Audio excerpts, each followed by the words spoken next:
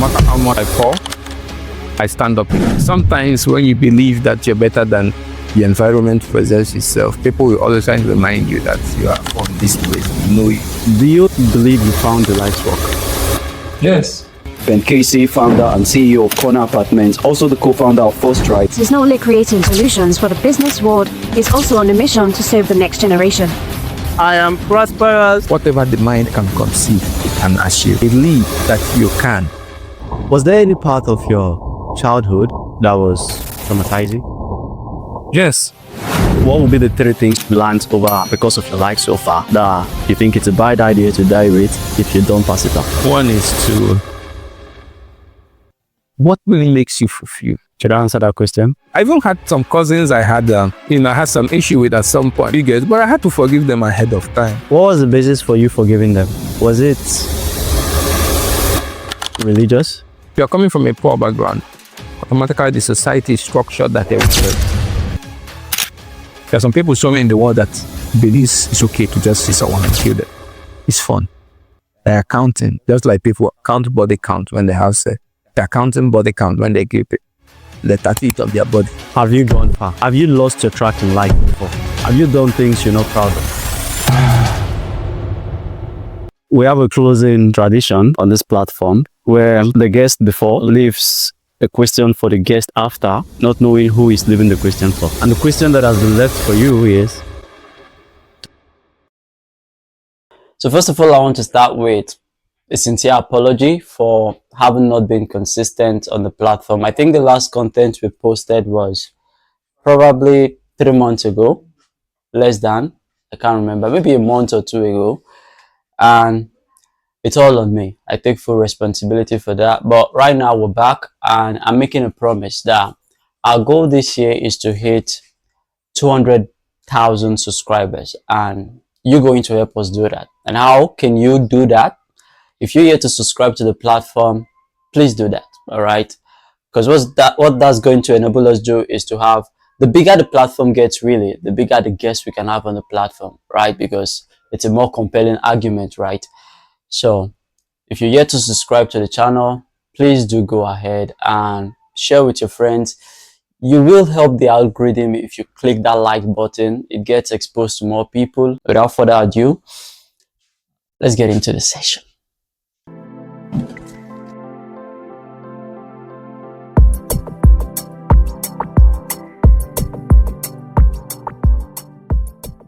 Hi guys, my name is Ben Casey. You're welcome to Pathfinding Experience with Olem. Thank you. So, Mr. Ben, I wanted to kick this with, I have the belief that everything we are, how we become who we are, our personalities and our characters are shaped by our very tender ages, right? From childhood.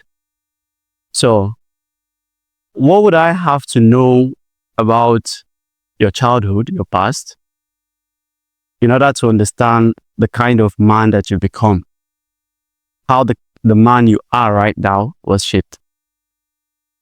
That's a good question. I think definitely our childhood affects who we are, but also being intentional. I think my childhood was, it wasn't something luxurious, or it was very humbling. I remember. So my name is Casey. My name means Kenechuku, which means thank God. So I remember having some accident, as a kid, like walking from school back home to my home, we used to walk maybe like 3 kilometers to go home. And sometimes we walk unattended, so we go home on our own with other kids going home. And I finished saying bye to these other friends of mine in their own house, and I continued the journey alone to my house. And I was hit by an Okada man, a guy. It was a serious stuff, but nothing happened to me, it happened like 3 or 4 times in my childhood, So I started to think, okay, maybe because of my name being Thank God, that's why I was saved. But as a child, I've always believed. I grew up where people were hustling, they are struggling, poor, middle class families, And one thing that made me stand out is actually I was introduced to inspirational books at an early age. What age? I would say I'm not very good with age when I was little, but I would say in my primary school days, So we're looking at let's say around primary 3. Oh, yeah, primary 3, primary 4. And my eldest brother used to read a lot of them. So he brings them home, like Rich Dad Poor Dad, some of these inspiring books, The Secret to Riches, Master Key to Riches, and all those books. So I started reading them. So I believed, and I have a very wealthy uncle who, from my childhood, I've always looked up to him. When I read that book, Rich Dad Poor Dad, I'm like, okay, this is my rich dad. I'm gonna learn from him. Whatever he's doing. So I think my determination and the hunger, I have this hunger. I don't know if I was born with it, to be above average, to be successful. So that's what kept me going. So because of that, any environment I found myself, I knew that this is just a passing stage. So if I found myself in schools that were in posh, that was, that wasn't something to be proud of. I still enjoyed the process because I know I was passing through it. That's, it's not permanent. Right.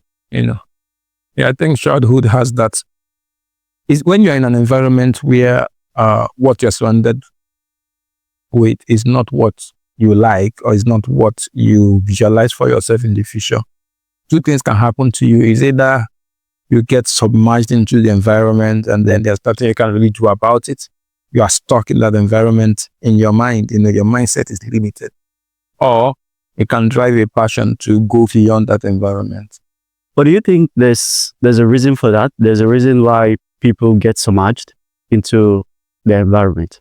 Yeah, because the thing is, like, I'm trying to understand. So what differentiates the guy who they grew up in a safe environment, bad circumstances, and then one kind of got that mindset of, okay, I can't be here, aims away from it, and then the guy who decides this is my life? What do you think causes that shift? That could be because of a lot of reasons. One of them could be luck, right? One of them is, I think luck plays an important role, and because awareness is key. But what if you don't have the awareness, right? What if you don't have the awareness that, okay, what if I wasn't exposed to these books at an early age to my brother, or many of my other brothers were this. So are you saying if you were not exposed to those books, you won't be the man you are right now? Not really. Life is a combination of a lot of things. I could say if I wasn't exposed to those books, if I didn't have the uncle I had, if I didn't have this inner drive. Now the question is, how did I get the inner drive? That I cannot really pinpoint. So some people are born with it, because it could also be as a fact that as a result of having an uncle that is very wealthy, and I'll be like, if this guy can do it, and he wasn't also from a wealthy family, then I can do it. It could be that. It could be something that happened before I even had full consciousness. All right. Sure. You get? So it could be something that I saw that I was like, I'll never let my family go through this. Subconsciously, that would have been a decision that came to my path. And God willing, I didn't submerge to the environment of poverty, but I always saw myself above it. It could be also God's will. Maybe He has a bigger plan for me, Yeah, so I cannot take glory that, okay, maybe it's because I was very hardworking. You could be very hardworking and crushed at the same time. Yeah. So if I get this properly, the factors are not pinpointable, right? That's what you say. The factors that make that mindset shift are not easily pinpointable. You can't actually pinpoint it. Like, I'm trying to say, okay, fine, there's somebody listening out there right now. We could be kind of elaborating people's position right now. There could be people right now who are in this exact position, right? Same guys, maybe same ages, let's say 15.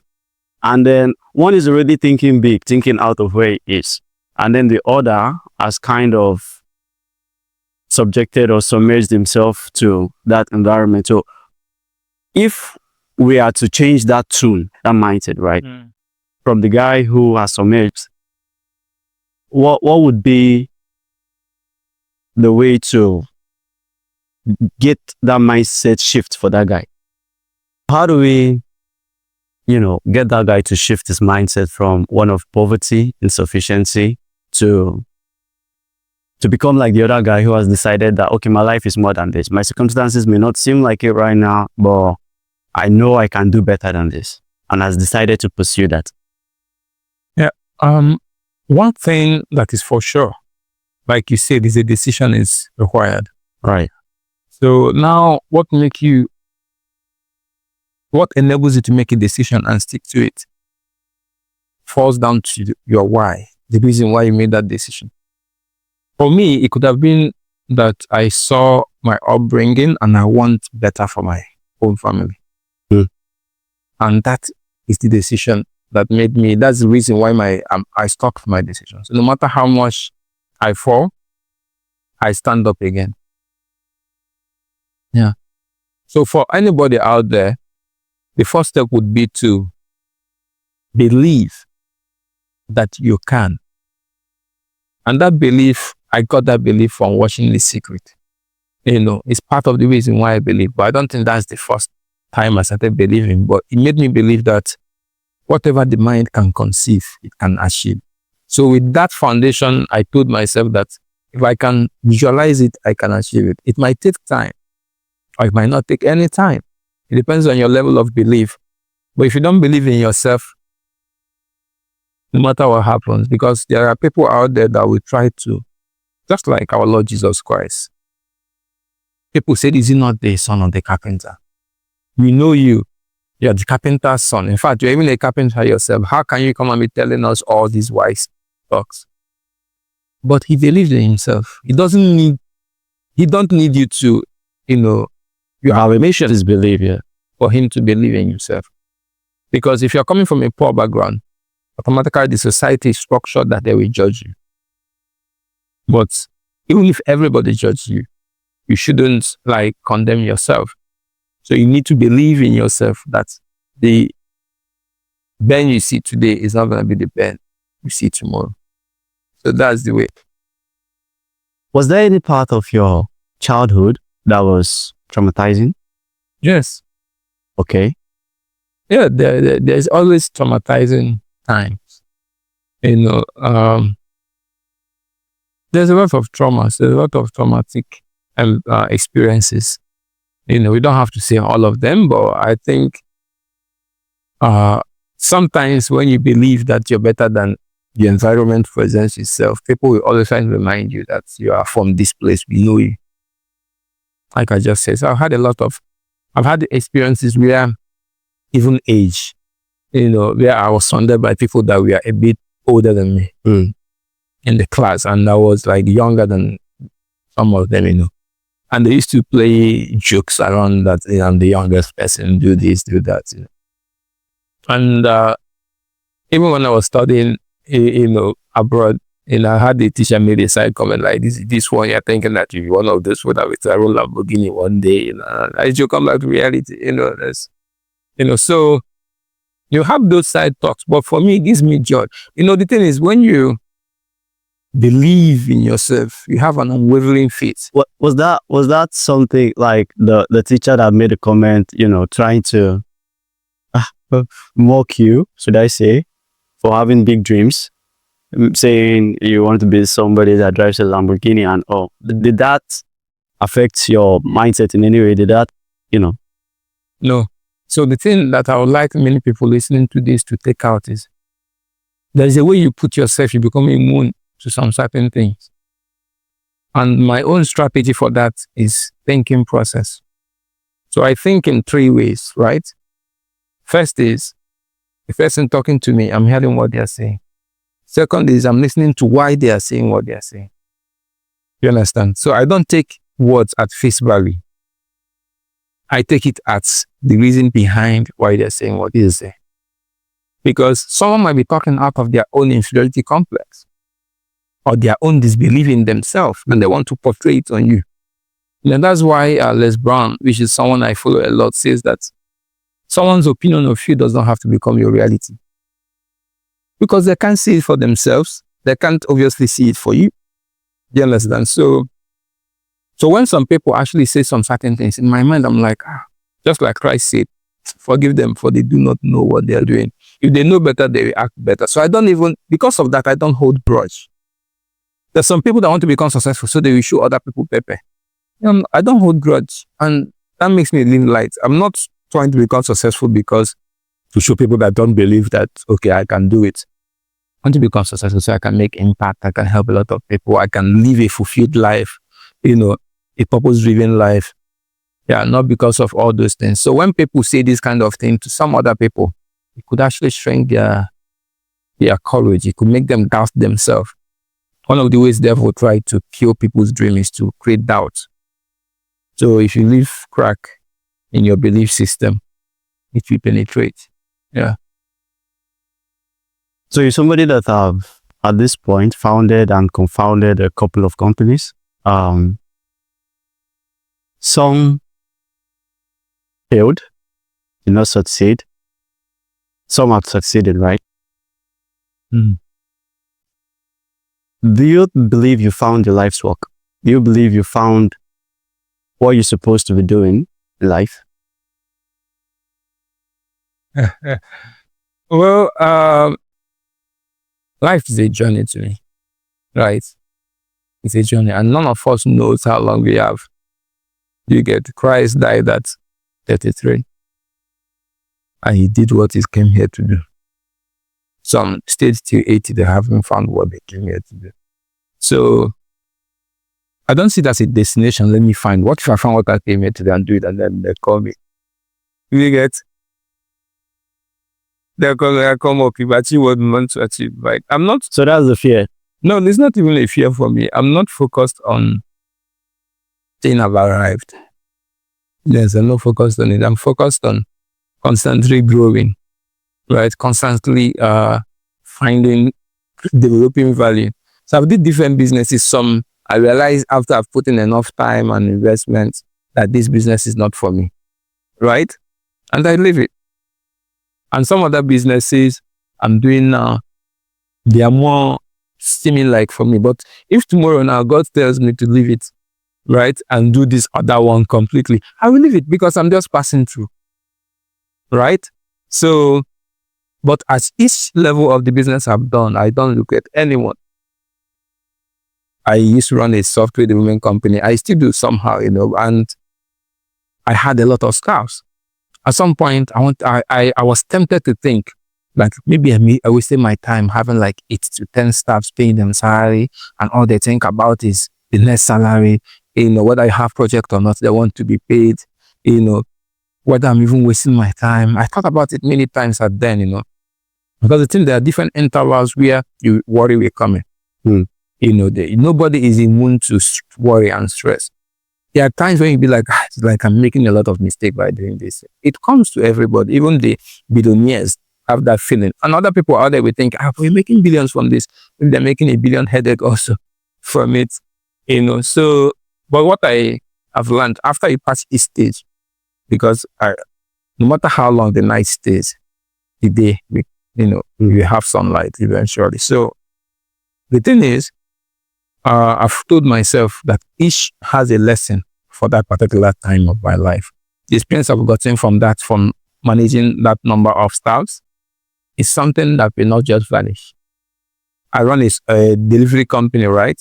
Some riders, there is still a lot of orders and all this, but will I say, I just wasted my time running the business? No, because I've learned and understood the logistic business. So if I want to do it now, I'll do it in a better way, right? Or if someone wants to do it, I can actually offer advice. Don't do it this way. It made me lose a lot of money. It's experience.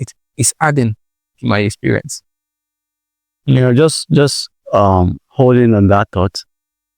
You mentioned to me some time back that one of your life's mission is to cause God's children back to Him. Yeah. What does that mean, and how did you come about that? Well, I'm glad you remember that. I was even discussing that today. There's a lot of wrong media going out, and these kids are consuming it. Lots of people are losing their belief in God, and they believe that the easiest way to wealth is fast route. And while praying, God gave me this mandate, this kind of vision that I need to go out and call God's children back to Him. And I should just believe, right? So it's something I'm working on. So I think part of the ways I'm doing that is to instilling the belief that these kids need to have in themselves. Because a lot of social media is like, I don't know how to put it, but it makes you to constantly compare yourself to others rather than the image that God wants you to compare yourself to, because we are all made in God's image. But do you think there's a healthy comparison Happening, right?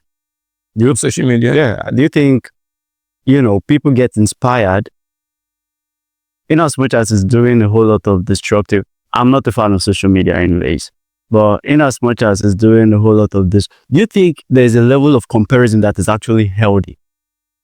There is. So with social media, people will hear this interview.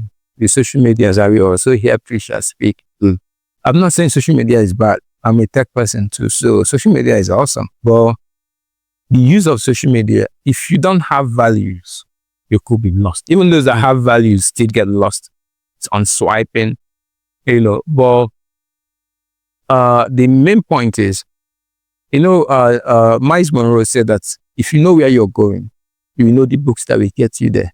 So you don't need to waste time reading books that won't get you there. So in the same social media, it engineers itself to your algorithm. So if you're there looking at people doing all kind of things, it will be showing you more of those things. So why they are seeing a lot of all those, because the thing is that backing is more fun to watch. So why they are seeing all those bad stuff, right? We intend to give them knowledge that will help them, put a kind of consciousness in their mind, because, consciousness, the mind works in a very funny way, right? It automatically tells you what is good and what is bad. But the society can work on your consciousness that what is bad might no longer look bad. It's okay to do. It's okay to do. In fact, it is stylish to do. Just like smoking now. Everybody knows it kills. But the movies will constantly want to make you believe it's cool to smoke a cigar.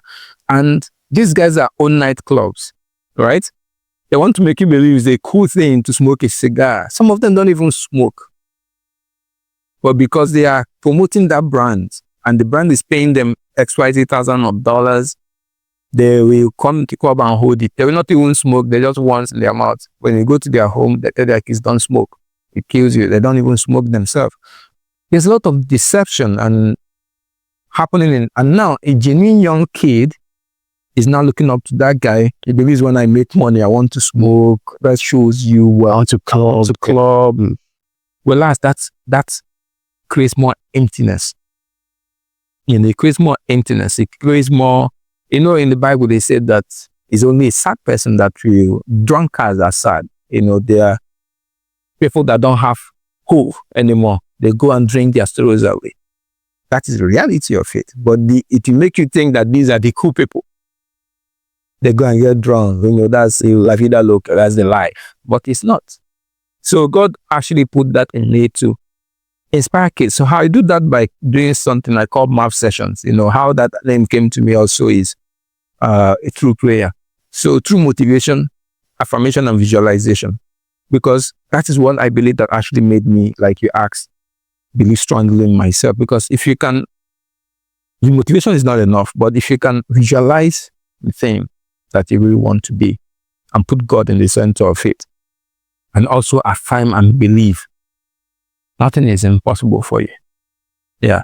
So that's what we need to tell these kids. So once they believe it, when these other negative vices keeps coming in, they already have a foundation in Christ and in believing themselves and in God, which creates a more of a firewall, So with that, you can filter, okay, no, this is not for me. Rather than someone that don't even have a firewall at all. So anything that comes in, it causes depression, suicide, all this, then just because, can you imagine a kid taking their life because they're having a prom and everybody in the school are probably pulling up with limousine or the best suits, and maybe they don't have the best suit. Maybe he has a suit but not the best suit. It was like, they're gonna laugh at me, I can't handle this event, commit suicide. That is crazy. So they need people like us to actually let them know that these things don't matter. So there's a healthy balance between aspiration. By aspiration, I mean an individual or a kid now who is at the rock bottom. There's a healthy balance between, okay, I'm going to rise. I'm aspiring to rise to be able to do this with my life. And I'm aspiring to rise for no reason. What I'm trying to picture is, okay, so I know you're not suggesting that, getting rich or being wealthy or being financially abundant is bad in any ways. I don't believe that's what you're suggesting. It's not bad. Right. But then you are against the people who strive to get to that status only to do other self-destructive things. Yeah. Right. So is there a healthy balance between correcting that mindset, really? Is there a healthy balance between, okay, I will strive to be successful, but then the reason why I want to be successful is not to do all these self-destructive things? Yes. There's a healthy balance, because many things that we are to achieve on earth requires resources. So we should try to be wealthy. Wealth is different from riches. You can be wealthy and still live in a tent, but you are healthy, you can provide for your family, and you can tend to people near to you. Money is not wealth. Money is not wealth. It's part of it, but it's not wealth. Secondly, if you have a big farm and you don't have cash, you are still wealthy, because what you produce, you can feed. People can exchange it for money, It's not really, money is created by man, right? For means of exchange. So if I have enough resources like land, cassava, enough to feed me till I die and my community and people around me, and I keep exchanging it with rice and this and that, I'm not poor. Even if it is just 200 square meter farm. Right? So the thing is, the society now is up to me to know whether that is enough for me. If it's enough for me, and that is what I want, and the rest of my life I want to go out there and teaching people how to farm, how to be good, how to be doing all that things, right? As a voluntary service, I don't want them to pay me. Nobody has the right to come and tell me I'm poor. Because I'm living a fulfilled life. When I was in seminary, I went to seminary school. So there was a story that a priest told us one time about this wealth and riches, that there's a man that is fishing, somewhere in US on his boat, very linear small boat. Yeah. And he met some other guy in a big boat. Let me call it a big boat, like a yacht, right? And very fancy $1 million boat. And he saw the young, good-looking man on his small boat. Like, what are you doing here, wasting your life? Right? Come, let's go make money, go to the New York Stock Exchange. I teach you how to trade, make all the money. Say, okay, that's nice. Make all the money and do what? So you can buy your own, he told him you can buy your own boat, a nice boat like this, not this one. And when you're old, you can retire somewhere, with your boat and fish, live the life, you don't have to worry about bills.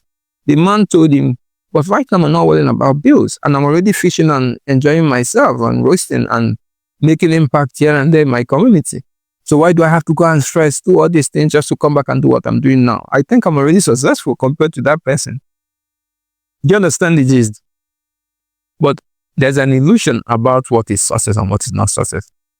It's good to work hard. So what is success for you though?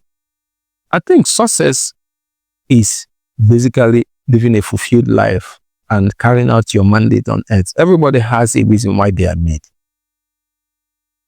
Do you get? Everybody have a reason why they are made.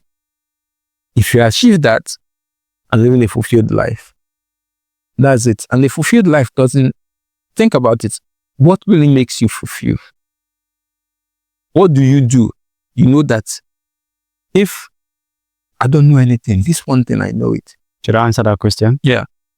Okay, so for me, it's what I'm doing right now, right?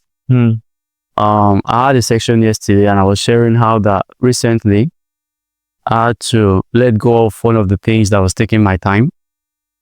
A business kind of. It was kind of consuming my time, and I had an option of shutting it down or letting it run without me.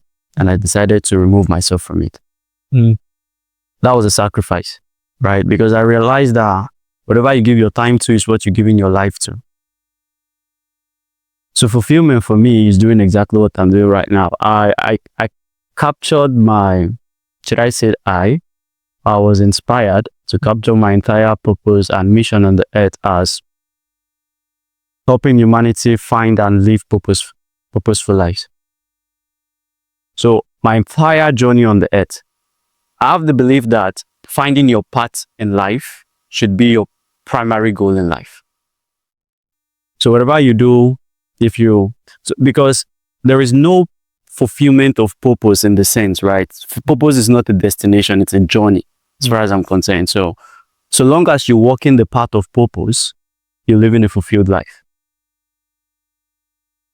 So yeah, for me, pathfinding, holding this section with you right now, learning from you and other people, learning how you find your life's work, how you became the person you are right now, the mistakes you've made in the past, what shaped you, and sharing that with others and helping them find their own path in life.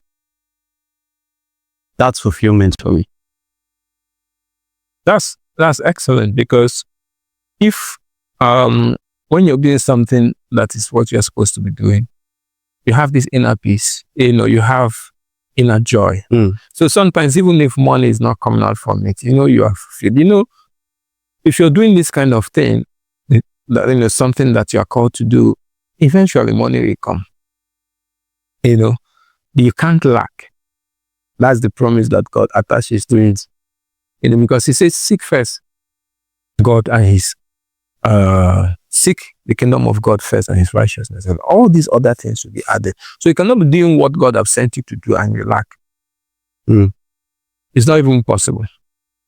You will not lack. But there is this temptation in life that we want to keep you busy. Which true. Sometimes I still do. You're busy. You dig it. But that's not what will give you that joy. Because the worst thing that can happen to a man is to live all these years on earth and all you achieve this morning. If you all have good relationship with your siblings, even your immediate community cannot say anything good about the person, but they can say, oh, he has money. But they cannot even say anything good about that person. That is a wasted life. So you mentioned while we were still on this topic, on this, you mentioned that having money doesn't necessarily doesn't fill the void in your life, right? I think there was a word you used, which was emptiness. So people can truly achieve goals, but still feel empty. Yeah. Has there been a time in your life where you truly felt empty? By which I mean, has there been a time in your life where you felt you've arrived, you're doing the things that you dreamt to do, but then you realized it's not worth it? Yeah, something just came to my mind. You know that video that was trending on Instagram says, "You say money cannot buy happiness? Habibi, come to Dubai." Have you seen that? I don't know. I said, "This is Habibi, come to Dubai." I said, "It was not showing you very nice houses and very nice roads and very nice luxury deal." It's, people, it was spreading like wildfire. That's the thing about social media again. But take a minute, pause it, stop that video from playing and look deep. What exactly did it give you happiness? Would you rather sleep in a Lamborghini or like the whole day? If you stay in a Lamborghini for like 3 days, you realize how pain you are, how tired you'll be about Lamborghini. Is it the house? There's a lot of people, I wouldn't like to call their name. They are big celebrities that have all the money, and even in that same place they've committed suicide. So that shows you the illusion about it. You get tired of it. You get? So it doesn't mean you don't go after it. So that's the emptiness. Why will a billionaire commit suicide? They're not even an old billionaire, like Avicii, for instance. So have you been in that position yourself? Of what?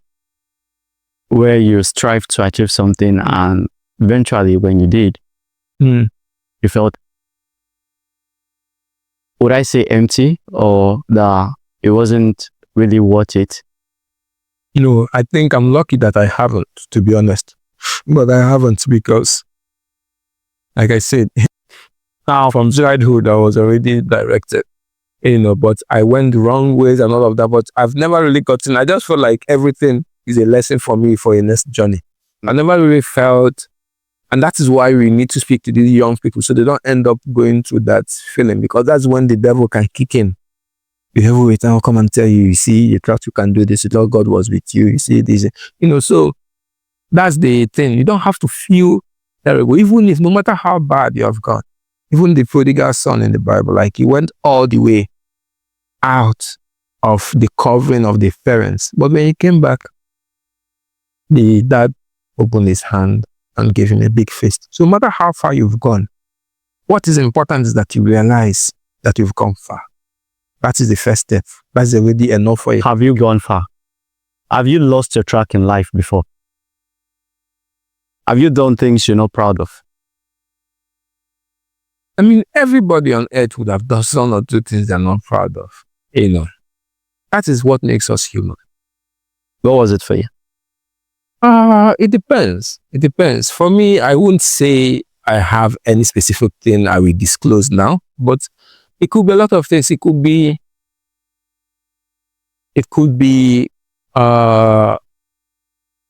seeing a business opportunity, for instance, right? That is clearly for you, right? And maybe we are too busy doing other things. Maybe God have given you signs, do this, but you're too busy doing other things, right? Yeah, that counts, but I'm talking of morally wrong things, morally derailed things, things that are against moral and conscience. Have you been involved in such? Well, ideally, things about moral, right, is things that require sober reflection. It's things that is left between me and God and between you and God. Do you understand? It's not something obviously you want to start giving a life confession. But the reason was, if you're asking if I have done something morally, of course, there are some things that are morally wrong, that even to lie is morally wrong. That's why I believe in Catholic Church, for instance, you do a confession. We tend to practice examination of conscience. So we are told that there's nobody that's not a sinner. Every day, there are different types of sins. Sin of omission is a morally wrong thing. For instance, you're passing through a street. You see they're about to lynch someone, right? Which I've also seen as a kid, because maybe they stole something very flimsy, right? That is not even worth up to 10,000, And you see there, you stood there and watch and block out your phone. You've done something morally wrong. Because that's another person that is made in God's image that is about to be put to death. What did you do? That's morally wrong. That's called sin of omission, right? Or maybe you see that there is nail on the road. Someone climbs on it with their car, it is spoiled, and don't take it out. You actually ask God for forgiveness for not doing anything about it. All right. So that's sense of omission. Then there's a sense of like, okay, you participated in it. Right? Let's say you were too greedy in a business deal, right? Or you were not very straightforward in a transaction, or you did something for your own interest, which is meant to be for the group. So all those things are also very wrong. But the most important thing is not that you've done it, it's that you call yourself back and know that God saw you do it, and He will forgive you if you come back to Him, just like the lost lamb or the lost sheep. You get? So whatever anybody have done out there, we have a God that is willing to forgive. But before He forgives you, you need to make a step. You need to atone for your sins. You need to have a mission of conscience and willingness not to commit them again. It doesn't mean that you will not fail. We are not infallible. That's the word. We will fall occasionally to sin. But then you need to always come back to God for repentance. Do you think some people fall too far? Or to have judgment that God only can give? Because if you think about falling or not falling, how deep you fall is not something anybody should worry about now. If you have already fallen, all you need to do is to take the actions, remedy, feel sorry for your sins, and go straight to God. I cannot judge anybody. That's why even when people interact with me, these people that are probably trying to weigh me down, I don't judge them all. Yeah, because I use that 3 persons strategy I told you, right? Maybe he's trying to weigh me down because of an unsolved issue he had as a child. I have made him think that being a bully is the way to survive. Even he himself does not know what he's doing, just like people that were crucifying Jesus. Right? So if I bring down myself to his level and start fighting him, and I know this thing I already know, then the punishment I have from God will be higher. Because he has given me that awareness than someone that doesn't even know this and just fall into the trap and start fighting. So it's a privilege. The more you know, the more you expected, the more God expects from you. You understand? So for me, I forgive them ahead of time. And if possible, when people will think that I shouldn't, I even had some cousins I had, I had some issue with at some point. Do you get? But I had to forgive them ahead of time because I don't know. Maybe because they were built in wealth, they were born into wealth, and what was the basis for you forgiving them? Was it religious? No, not religious. I mean, forgiving, of course, the first part is religious, to forgive, but beyond just religious, it's divine to forgive. We are made in God's image and likeness. So I can't expect God to forgive me. So forgiving is what God does, right? And then I don't forgive. And we are made in His image, so we need to forgive. And most importantly, my human consciousness. Like I say, we are all born with a conscience. Some, as they grow, they get exposed to a society that keeps suppressing it and suppressing and suppressing it. There are some people somewhere in the world that believes it's okay to just see someone and kill them. It's fun. They are counting, just like people count body count when they have sex. They are counting body count when they kill people. And they tattoo it on their body. Now, some gangs do that. You can see someone with a tattoo of like 300. Like, oh wow, this is a part of humans. Yeah, he killed 300 person. Yeah. You get? So that person, he was born with a consciousness, with a society around him, suppressed. And put another thing that this is what's up. This is what's the cocoa. Do you get? So is there redemption for such a person? Of course, no. It's God that knows what that's. There is this. Now I'm talking of the redemption of resurrection of conscience, really. Yes, no.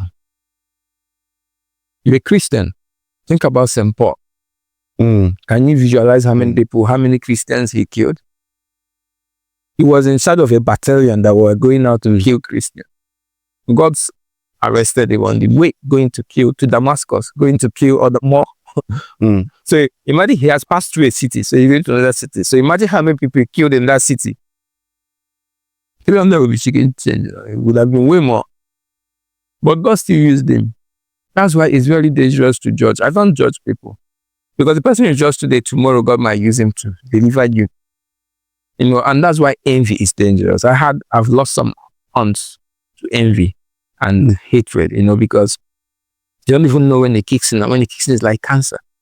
When you hold something bad against your sister, like they did something wrong to you, at any point, always try to clear it or clearly forgive it in your heart if you don't feel it's worth talking about. But don't hold it as a grudge. It will lead to more and more things. And that's it.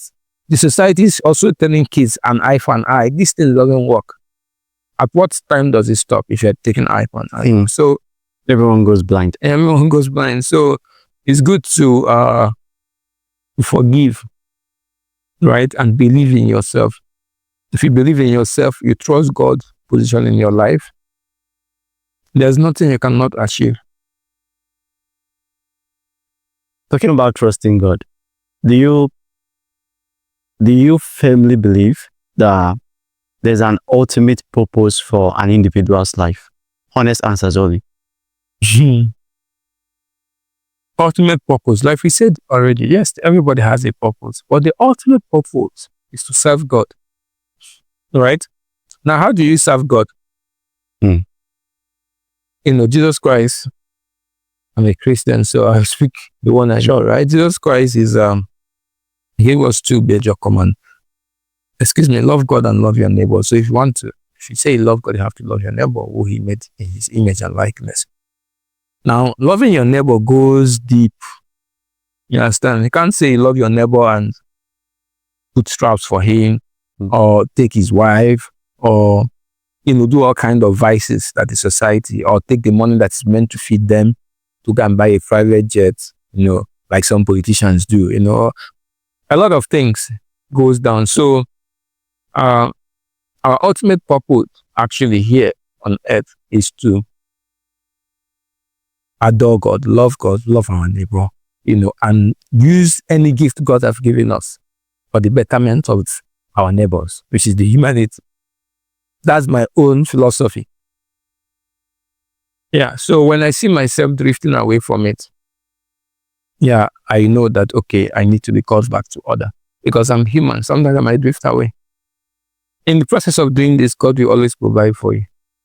That's why most of my solutions are solutions that helps other people to, makes life easy. In the process, I still make money. When I open logistic companies to make life easy for those that are making food, so that at least they can request for a bike and get a bike delivered things and people that are at home during COVID, they can at least get I did that service at that period, And when I started real estate, it's the same thing. Now we are building a platform, to make people easily find rental services without too much stress. So that's part of it. Konar apartments as well, is to give people access to accommodation, that is convenient and comfortable. So in my setups, I have this in mind. Do you understand? I keep a Bible as well. I have this in mind, the mindset of service. Yeah, mindset of service and continuous quality improvement. Like my mentor mentioned. So it's very important to have this, to understand that every person has a purpose, right? And for you to hear the purpose, sometimes you need to be silent. You need to detach from a lot of being too busy. It's very addicting. So you're someone who has read, I believe, a couple of books, a lot at this point. You started quite early. I didn't get the same opportunity you got, but I've been trying to keep up. If you've learned 3 things over the course of your life from experience that you wouldn't want to die with. I wouldn't want to die with, if having not, passed such knowledge on, what would be the 3 things you've learned over the course of your life so far that you think it's a bad idea to die with if you don't pass it on?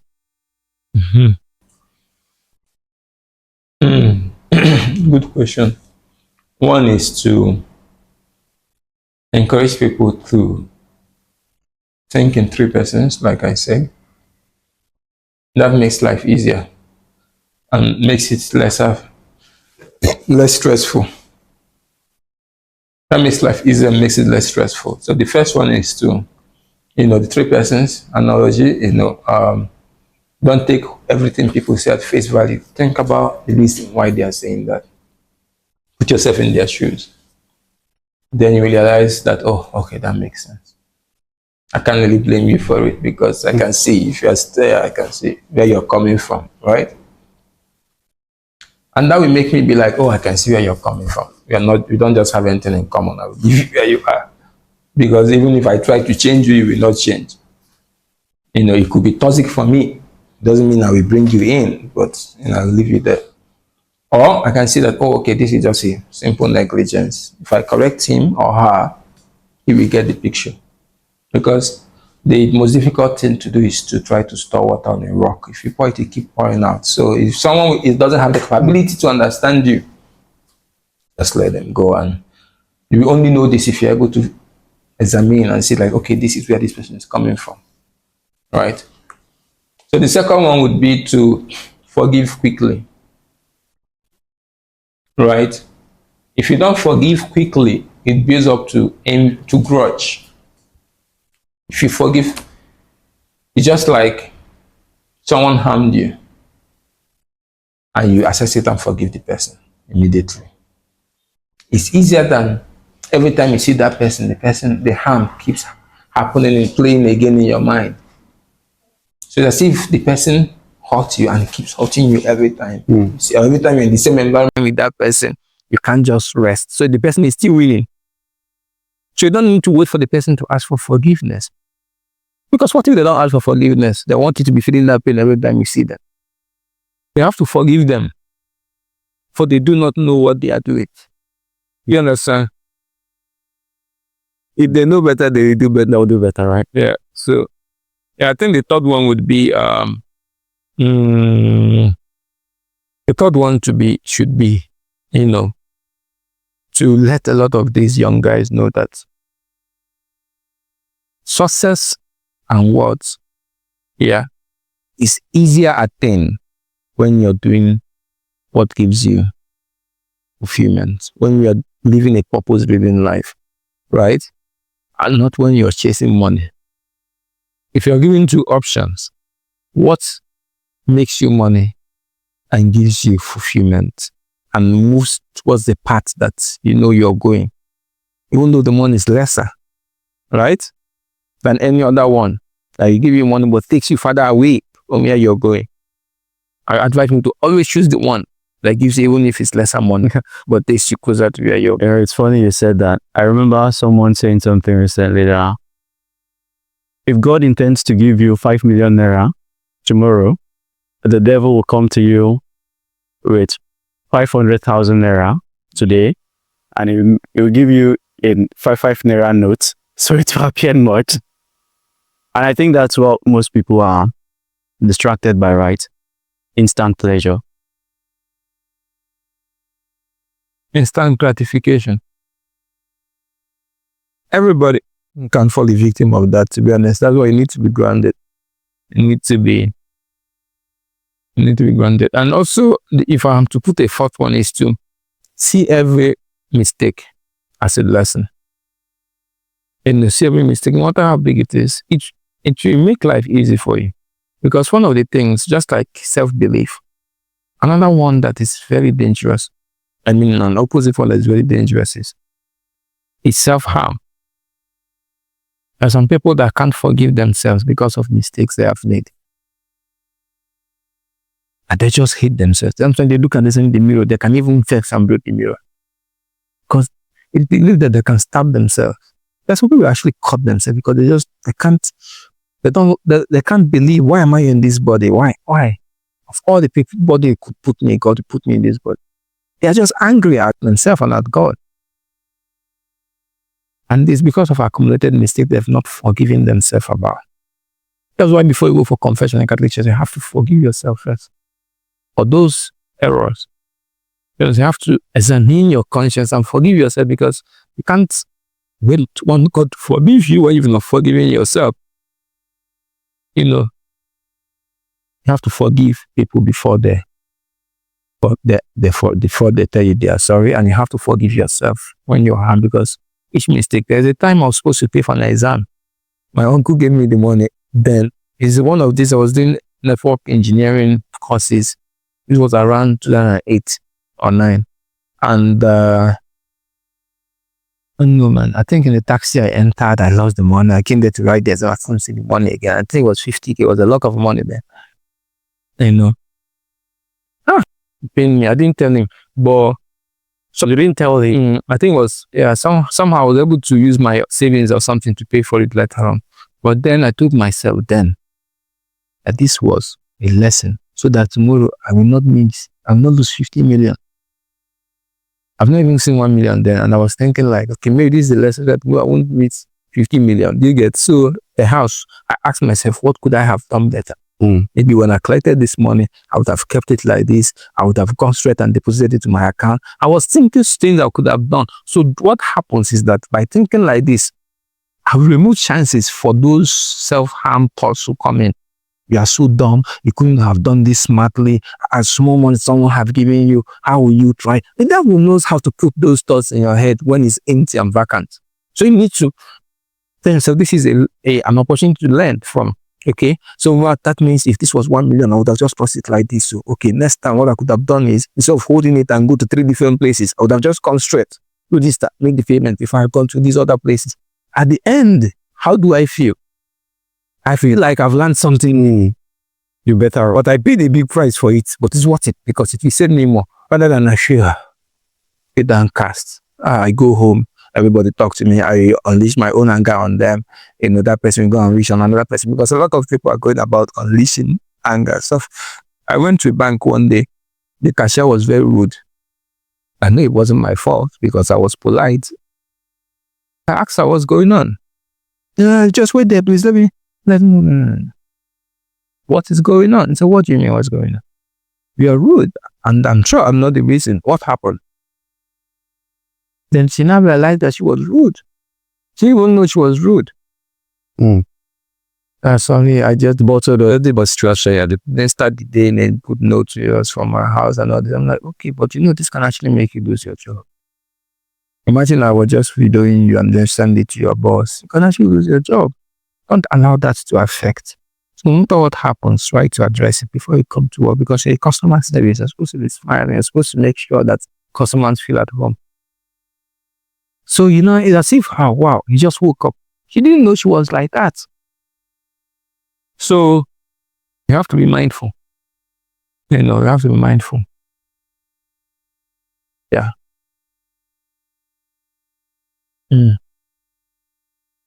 Still before we end this, I want to know what doubles as your motivation and your excitement for the future. Like, what excites you? I know you're a person who has a lot of passion, you want to do things. So what would you say motivates and excites you? For the future, what excites me is knowing that God has a lot in store for me, which I don't even know yet. Seeing it unfold is exciting to me. You understand? So I'm happy I don't know it all. That it's unfolding. Like when you give someone a surprise, you're like, wow, surprise. That okay, I'm going to buy this gift. What's your size? This, that. By the time you finish buying it and come back, they didn't know. Excitement has gone. But if you codedly find the person's size or this and buy it, they'll be happy and excited. So I'm glad that life unfolds. I'm glad I don't have to see the whole staircase. I just need to keep taking the first step and the next and the next. I don't want to figure it all out now, because life will lose its essence and meaning. So that's enough, keeps me excited. And I get excited when I look back and see that, okay, I'm improving beyond where I was. It's not where I want to be yet, but I'm making progress. And I can see, it's moving, right? So that gets me excited. Then I'm also excited to see the time when I'll be fully carrying out, having my impact In fact, having my impact present in, different African countries, speaking to kids, empowering them, giving them hope, pushing energy into them, raising some kids that are like this to life. Understand? Well, some people are just walking there, they're just crawling through life because they've said they're ready to go through life, because the parents have a very strong impact on the kids, and some of these parents don't have the time because everybody is too busy to impact their kids. So I want to put life back into these kids. So seeing me achieving these things for God is gonna give me a lot more excitement. So I'm just praying for God for that perfect. There's no perfect time, but for it to be unfolding. The more way I do it now is going to kids, different communities, speaking to them, empowering them, and I see their face lit up. So I believe that's part of the calling. Yeah. Motivation. Motivating. I personally, so I'm motivated by both positive and negative things. I have two core things. One is negative, one is positive. And when I say motivation, I mean what could keep you awake at an ungodly hour to do something that probably nobody's paying attention to, but you know has to get done. It's just what I just said. Basically, impacting the kids, communicating values into them. Okay. So when you're chasing a chicken, you can mess around, right? You can run very unseriously and you'll be pardoned. But then when a lion is chasing you, you're most likely to run with the strength of an athlete, right? So what will be the lion chasing you? I don't know lion chasing me, my dear. If you mean the lion I'm chasing. The one chasing you. Give me an example of what you're running away from. I'm not running away from anything. Why do you have to run away from them? I'm talking of, okay, so we are inspired by what we want to achieve and what we want to avoid. So what are you trying to avoid? Exactly. I'm not trying to avoid anything. So look at why it might be difficult for you to understand that a lot of people, are trying to avoid things. I'm not. I'm trying to avoid mistakes. I'm not. I'm happy to make mistakes. I'm not trying to avoid anything. So, like, I have this sibling that, this brother of mine that is always believe that to put out darkness, you have to face the darkness and put it out, and then put on lights. I believe put on light, darkness goes away by default. So I don't have to fight to put out darkness. I just have to focus on bringing light.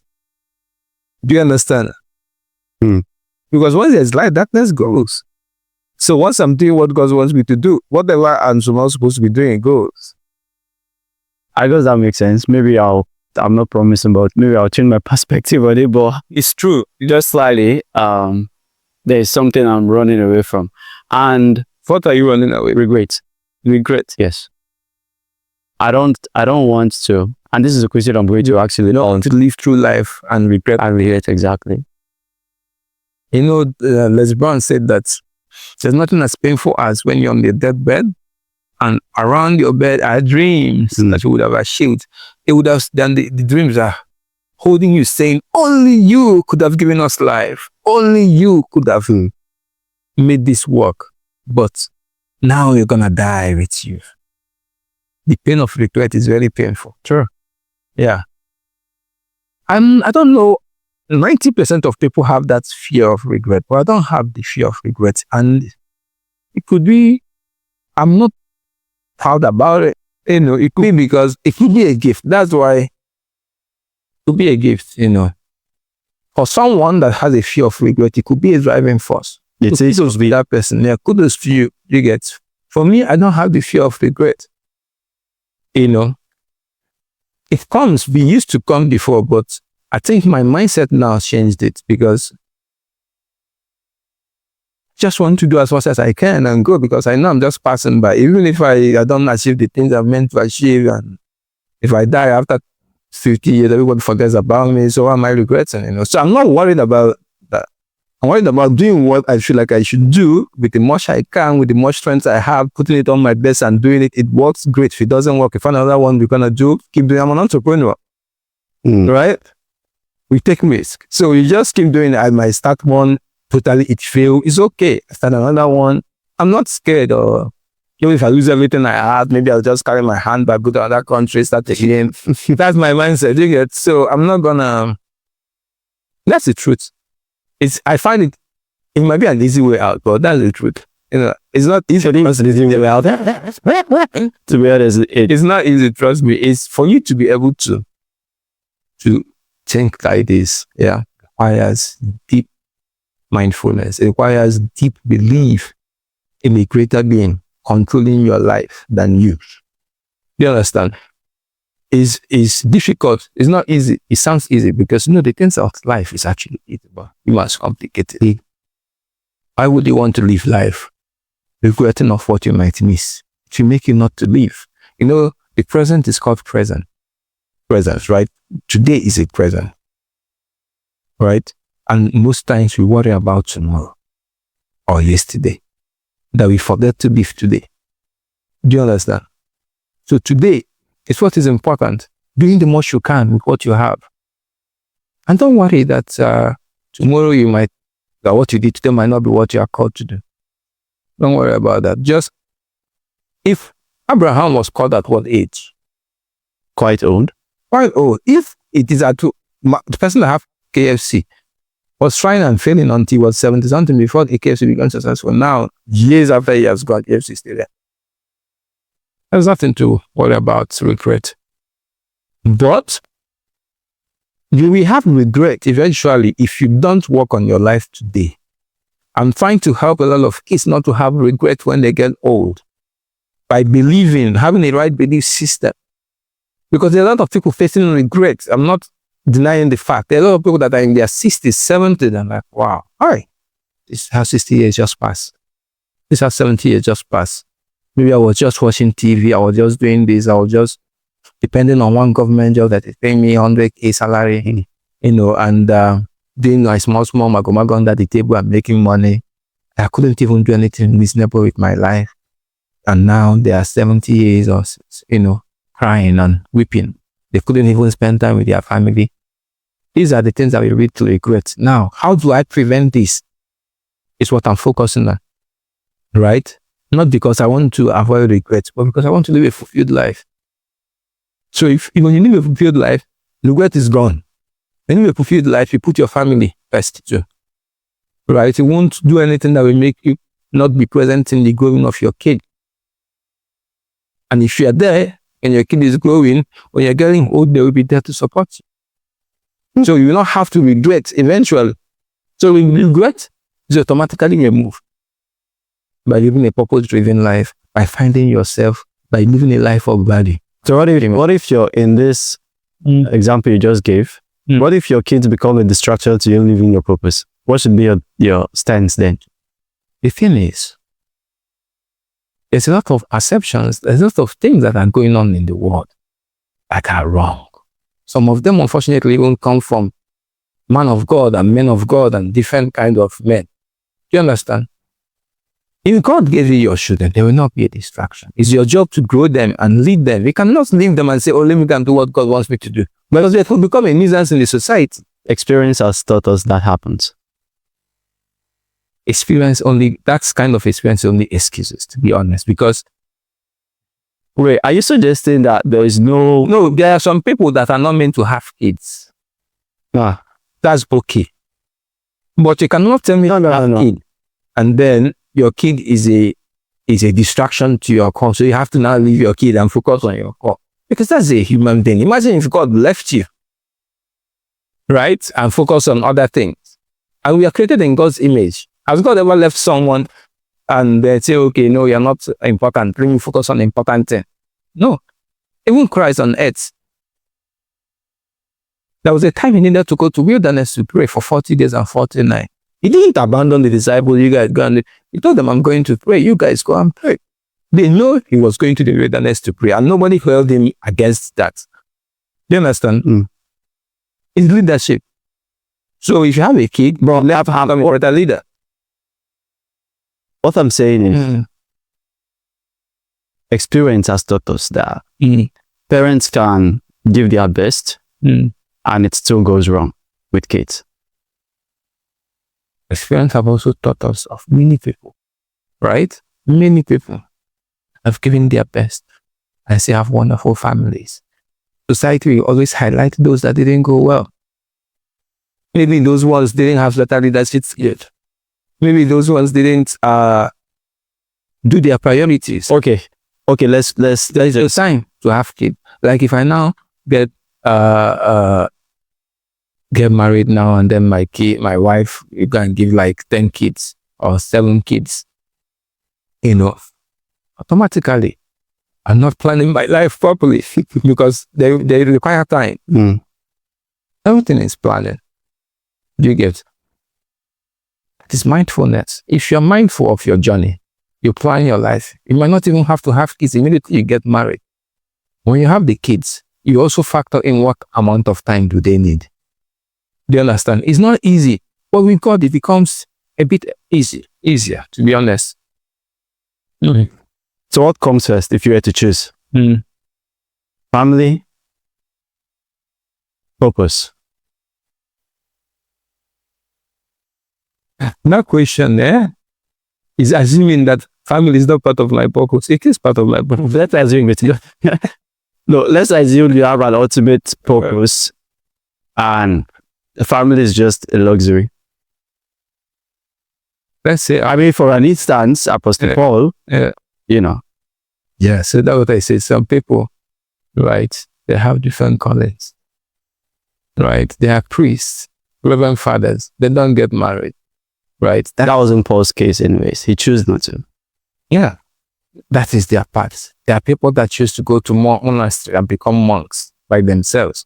Priests, they choose to become priests. Nobody, even till the moment you become a priest, even a day before, you can choose not to become a priest anymore. So they choose to. You understand? So there's some people that choose the celibacy part of life. There's some people that choose the singleness as a form of offering to God. Not just because they just want to be single, but as a form of offering to God. There's people that choose that. So they know that this sacrifice is required for their calling. That's okay. Do you understand? But I'm thinking of you're mentioning like someone that have kids, that is married, have kids, and just say, okay, you guys are deciding for my purpose, just leave them and go. Yeah, that's one of the things I'm mentioning. Like, yeah, so what happens when you mean that? Okay, you don't believe your family can be a distraction to your purpose? It can, but it depends. Like, it depends on your mindset, to be honest. If you believe it can, it can. Like, whatever you believe is possible. Me, I don't believe it can be a distraction to my purpose. Do you understand? Why don't I believe it's because it is given to me by God to lead. I cannot be going out there leading kids and I cannot lead my kid. Do you understand? So for me, it doesn't make sense. Because they are part of my mission. It's not outside my mission. These are people I need to, especially to be kids at home. These are people I need to lead. I cannot leave them and go to Kenya talking to young kids there, and then at home I come back and quarreling with my wife, and then my kids are saying, Daddy, we don't have your time. Say, no, I just give them a hug. Don't worry, tomorrow I'm going to Tanzania. I just go there, I leave them. So I'm depriving them to go and talk to the. They can be all inclusive. They have to show the love I'm giving outside too. But it's easier to give that excuse. Some people work in different reasons, to be honest. People have their reason, they will not tell you their reason, but a lot of people have their reason. Okay. Yeah, so how are you? So what do you think about, do you think that a family can actually be an obstacle to someone's vision? I don't have to think about it. I've seen it happen. I've seen... Give me an instance. somebody I know close up. Mm. Honestly, I don't think I know someone close up, but I know it happens because I've watched it happen. Let's just say nobody in my circle, has experienced that, but of course we can't just shy away from the fact that it does happen. It does happen. It happens from the foundation to some people are marrying who is not supposed to be their wife. So just nagging alone from then can make someone lose generation. I mean, okay, let's say someone like Pastor Chris, just a weird example, but he divorced, right? And that was a choice for him. You know, his was kind of technical and all, but because he's a man of God, there are religious injunctions to divorce, so he couldn't, it wasn't his call, right? The wife eventually yielded, she decided that the divorce should happen. Well, I'm sure if the wife would stop him from serving God, let's just say he married wrongly, right? He did, because he didn't end well. He married wrongly, and he made that mistake. Marriage is a mistake for me now, because it's preventing me from living my purpose. So what then do I do? Do I continue allowing marriage be a distraction to me living my purpose, or To you or to him? I'm just Okay, it's only his I'm living an exactly. Should I continue allowing marriage, which is not the reason for which I was created? It's just truly marriage is not the reason why. I truly don't believe marriage is the reason. Okay, But when God says go forth, be fruitful, multiply, what was he talking about? yeah, but that's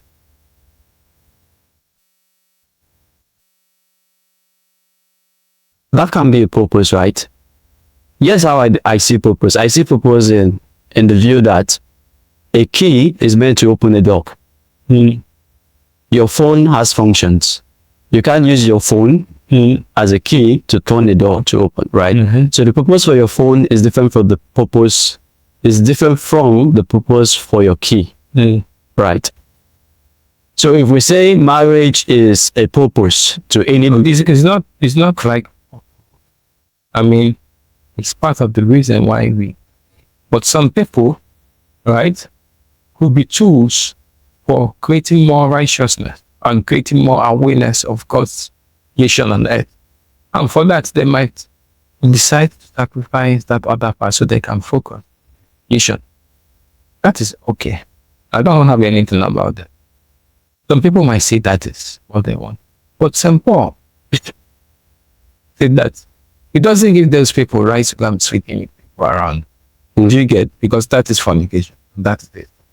Right? So he doesn't give you right to go and start sleeping with people around, up and down. I'm not talking for myself. No, that's what we're clear about. I'm going to get married. I'm going to have kids. some people, they don't want to get married as a distraction because for them, they have to be like one woman and they don't want to do that. And they need to be different places working and they need to be testing different waters. That's thing. So, to who has a calling, they know what their calling is. If their calling is to perform without getting married, some people can even sacrifice it to God. Some people actually love me, but they say, God, sacrifice anything about intimacy with a woman. I just want to have intimacy with you. Could be their sacrifice. But one of the God's mandate for us is to go and multiply his kingdom. And the way to multiply it is through his word. Right? Another way to multiply it could be it's physical, like giving birth to more children. That's why anything that stops, actually I didn't think of that. That's what anything that stops proper marriage, like all this same-sex marriage and all this things, is not from God. Yes. It's the same reason Sodom and Gomorrah was destroyed, and if people don't keep allowing these things, it might happen again. So God's procreation is part of the reason why we are made. Some people, they grow these people through the word, because from the word God actually created the whole earth. So if you believe through your connection with God that okay, your calling is to spread his message towards the ends of the earth, it's part of his mandates, right? And to do that, you need to be on the move all the time. And you don't want to suffer any person's daughter by marrying them and dumping them and then doing all those ones. That you need to sacrifice that part of your life. Who am I to judge you? You feel that. You get. But some people, they believe, okay, I just... just so we are clear, that's not my part. Oh, yeah, of course. Just so my stance are right. I'm just saying that, it happens. It happens. It happens. Happens. I believe, there's a lot of things happening in the world. Everybody knows our calling to God is individualistic. To some other person, he calls to go to Nineveh through I have to put them in a whale to do that. And to some other person, he calls to be a philanthropist.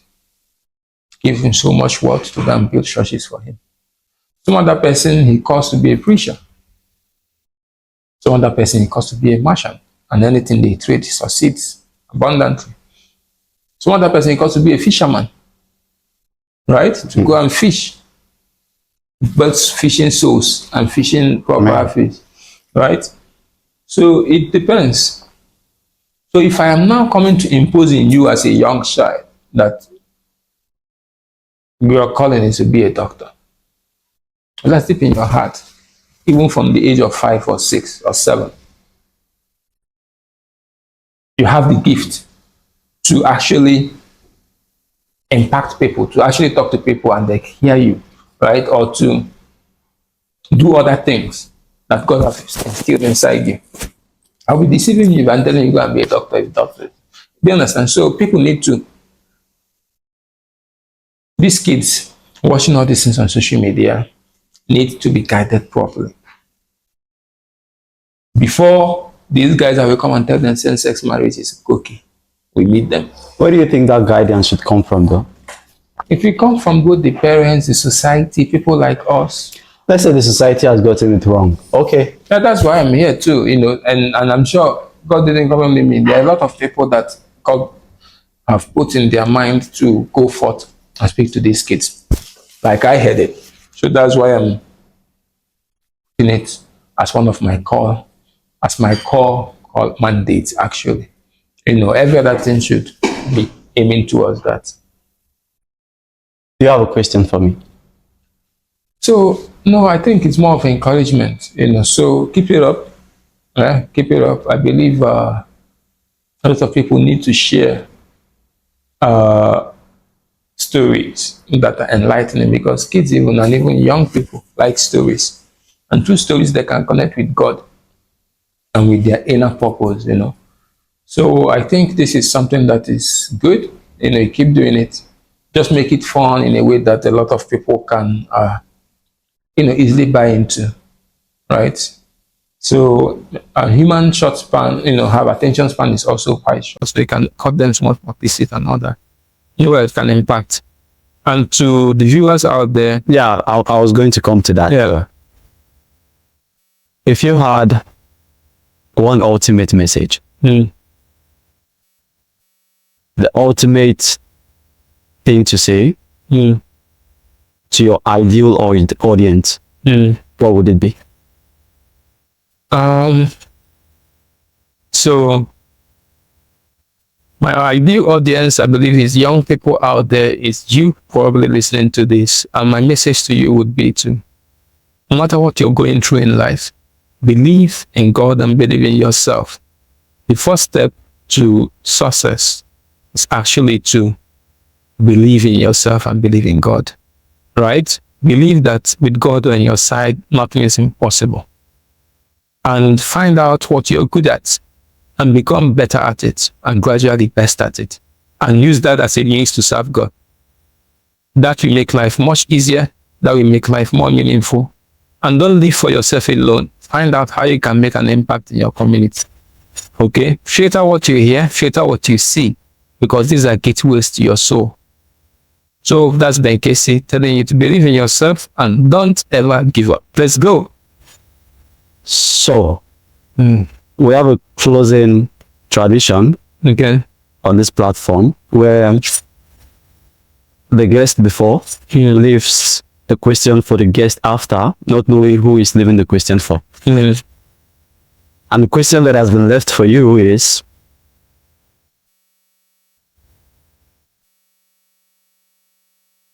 well, what do you know now? Or what would you have to be doing now to ensure your 90s are not filled with regrets? If you are not doing that, why not? We only live once. Honest answers only. What do I have to be doing? That is So the question will not be filled with regrets. So let me just put the question exactly right. What would you have to be doing now to ensure your 90s are not filled with regrets? If you're not doing that, why not? We only live once. Honest answers only. What I need to be doing now is speaking to the kids, right? And building solutions that are solving problems for people that will outlive me. Speaking to the kids to inspire them or not. I'm already doing that. I need to be doing it on a bigger scale, which is growth. So you feel if you don't eventually scale up, you're going to regret it. Yeah, if I don't eventually scale up to these kids, it's gonna be talking to me on my deathbed. Look at all these kids supposed to speak to. Yeah, but I'm not worried about it because I'm already doing it, and I'm gonna do it in a bigger scale. I'm not having any doubt on whether I will do it or not. I'm already doing it. So of course I need to improve more on that. And all of them are already in motion. Everything I need to be doing. And I'm moving with it, with that transaction. So that's it. So your 90s are most likely not to be filled with regrets. And sometimes we all believe we live up to 90s. I'm expecting to get 100 anyway. Maybe above. That's my goal. I'm not sure why we should live each day as if it's our last. It's because it makes you live in a humble state, knowing that we are not better than those that have been called. The point is, if you are called now, not the 90s, are you going to be happy? Are you going to be fulfilled? Are you going to be content of what you've done today? Today you've done a good job, and that is a good thing for you to be happy about. Tomorrow when it comes, it takes care of itself. It's what you have to do. Live each day as if it's your last. My own philosophy. Because I don't ever be there till 90. I don't care. But I'm grateful if I will. But by God's grace, if you want me to stay till 90, why not? Want me to stay till 80? Why not? Want me to stay till 120? Why not? Why not is that letting give me the health to be able to enjoy it. So I won't be living 100 and something in pain. Well, yeah. That's how I look at it. Mr. Ben? Yeah. Thank you.